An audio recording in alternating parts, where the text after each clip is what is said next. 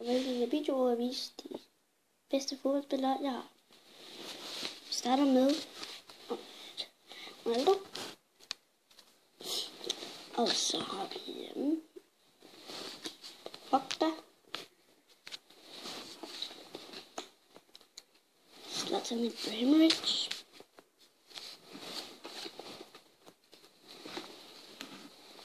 Og Robben. Og ikke mindst Lionel Messi.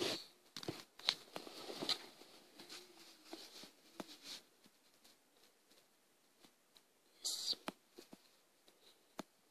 Lionel Messi. Lionel sådan her. Så ja. Se. Hvis det er sådan. Så ja. Det var alle de fodboldspillere, jeg havde, som er rigtig gode. Og jeg har også set, at jeg havde Neymar og sådan noget, men fordi jeg var kun med en for hver klub. Ja, det er det.